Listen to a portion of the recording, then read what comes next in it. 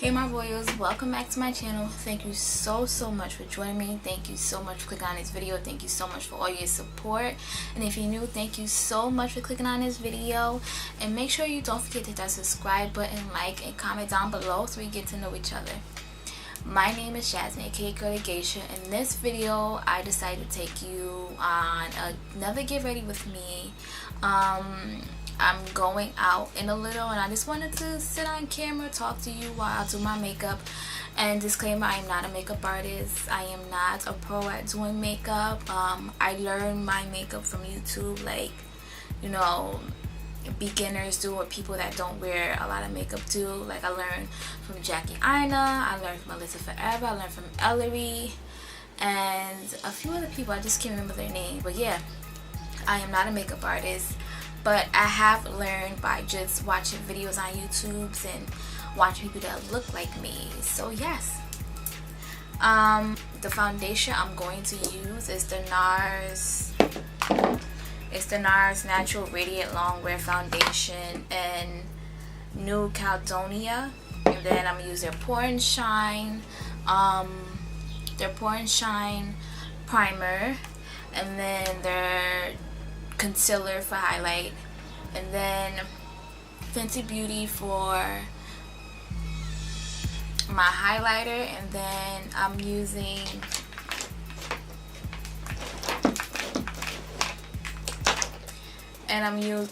Juvia's Place for my eyeshadow, and then NARS on the lips. So most of the products that I'm using today is NARS.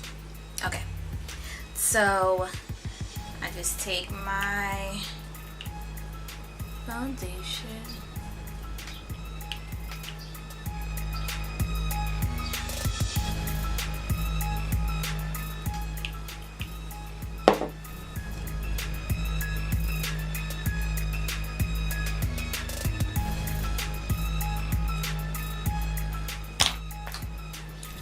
and then I have this NYX brush. I really like this brush. This is the brush that I buff out my foundation with. I really like this brush.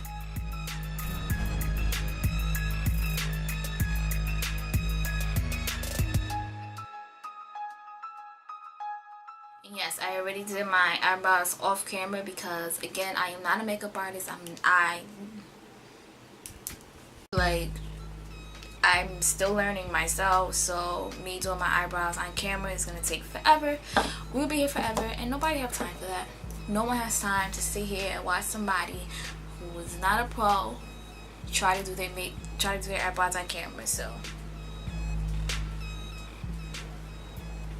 yes, I spared you guys. So next, what I'm gonna do is the NARS concealer, and color is this? Medium dark, and it's in Walnut. I really like their concealers because it's very creamy. Like, their concealers I really like.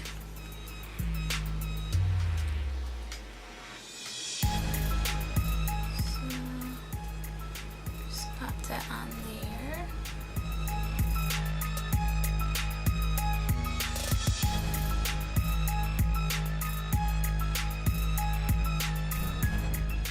Now I want to do a red lip. I'm going to do a red lip. So I'm not gonna put bold colors on my eyes. I'm not good at doing eyeshadow. I am not good, or I never tried. I don't do the cut creases and like all that advanced professional stuff. Like, it's good if you get two colors out of me on my eyelids, but today I'm just gonna do like a natural color, like a brown or something, and like pop a highlight in the corner of my eye. That's the only thing I'm doing because I want my lip to pop out. So I'm gonna do that, a red lip, because I love a red lip on chocolate. I really do. So that's what I'm gonna do. And yeah, that's what I'm gonna do now. So I have the Juvia's Place palette. It's this one. It is dirty and nasty, but hey, what can you do? I follow this channel on YouTube called The Grapevine, and that channel is really good. Like, the discussions that they have is really good. It's like a panel of people that talk about important topics that's going on and that's happening in our culture. And the latest one that I saw was about colorism and colorism within the black community, and that really resonated with me. Like, that hit home. And from that conversation, they were saying how, you know, the black men, you know, should work more on uplifting not just the light-skinned girls, but also like the dark-skinned girls. And, you know, when they say that the light-skinned girls are pretty and, you know, they put them on a pedestal, it should also be the dark-skinned girls, which I absolutely 100% agree with. But in my personal experience as a child, I got more different treatment from females than I did from guys. Like, the females was the catty ones and like the mean ones in my personal experience. Like, when I was in school, like, the light-skinned girls, like in the girls' little clique, like, the light-skinned girls was the pretty ones. Like, they were the more popular ones, sort of say. And like me, like, because I was brown skin, and also because I wasn't in the latest fashions, I wasn't considered on that pedestal. And don't get me wrong, like, I still got attention, but it was more so of the jealousy from the females, which was weird for me. Like, I can, like, after watching that video, after seeing that, I know I carried that into like my high school years, because I dealt with that in grammar school. So I can remember, I wouldn't say I was bullied. I wasn't bullied, but I wouldn't say I was bullied, but I wasn't considered like in the pretty clique, which I didn't care, honestly. I wasn't considered in the pretty clique, and then my clothes was a name brand and all that stuff. And I noticed that even in high school, like around lighter girls, I would always think they were prettier.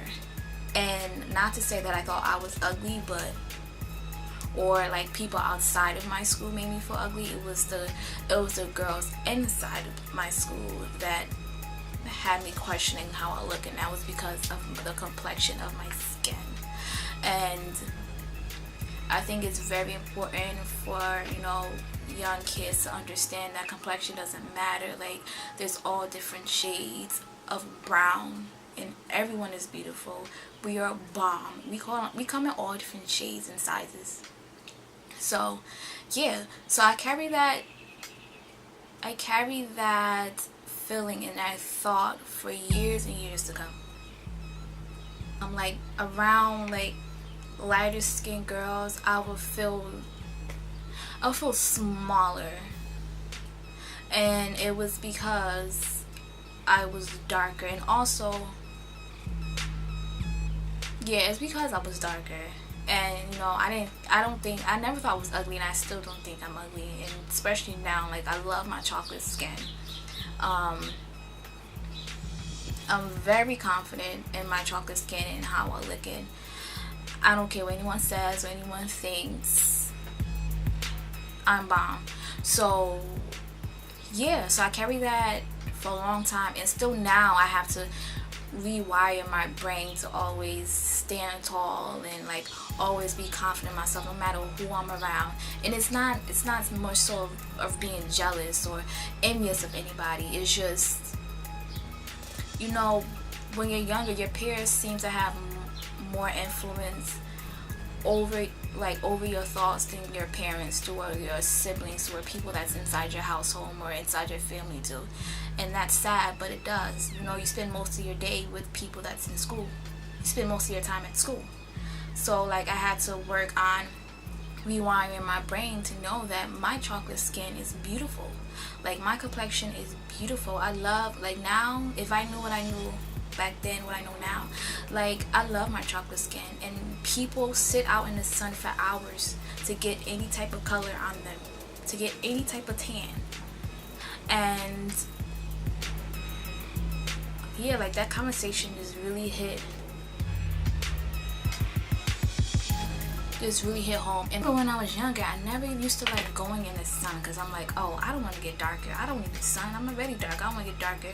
But now you can't take me out of the sun. I want to sit in the sun and I want to get more chocolate. Like, that's the thing, like, we just have to rewire our brains, and we have to retrain our brains to get out of that negative stereotype of what society tried to put on us, to try to downplay our skin, try to downplay our features, try to downplay our greatness. Because in all actuality, there's people out there that go to the doctor and get what we have, sit out in the sun for hours and burn, literally, to try to get some color. Literally burn in the sun, skin peeling and everything, because they want to get some color. And we like this year round. We don't have to do that. So that's why it's like, you know, when people try to like pin against light skin, dark skin, and I think it's more so in the female gender than the male gender, because I remember like dark skin guys, I mean light skin guys are what known as the pretty boys, but dark skin guys was still getting lead roles in movies and shows and stuff. So I don't think it's more so the guys, it's more so the girls that was pitting against each other. Like, light skin was prettier than dark skin, or oh, you would be pretty if you wasn't so dark. So I just think that conversation was really good, and the YouTube channel is Grapevine.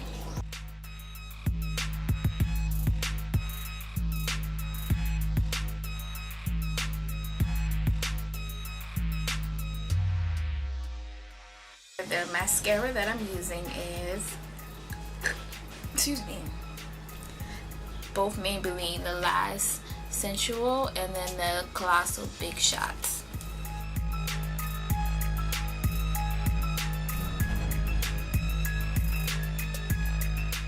I use the CoverGirl Queen collection.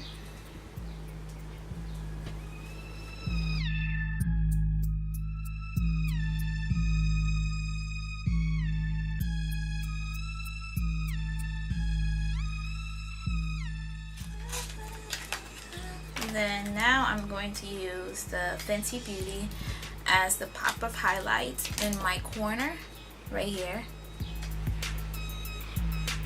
I'm using this one, this yellow one. Yellow looks good on chocolate, I'm telling you.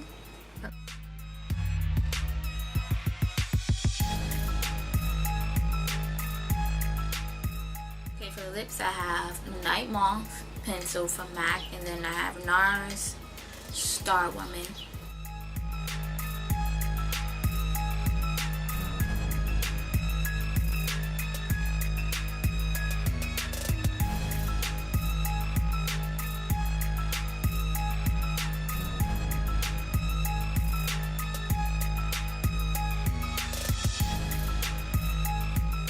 I take my highlighter.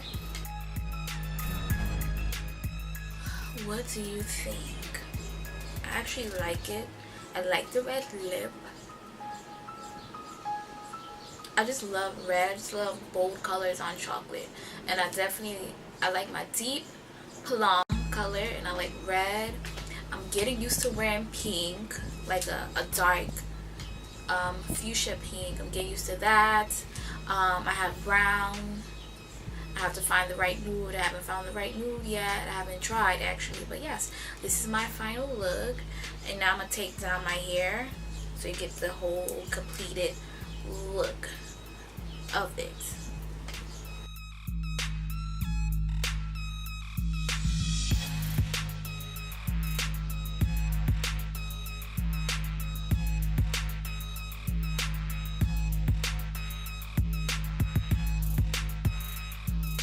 So thank you so much for joining me in this video. Thank you so much for joining me in my Get Ready With Me / chit chat video on colorism in our community.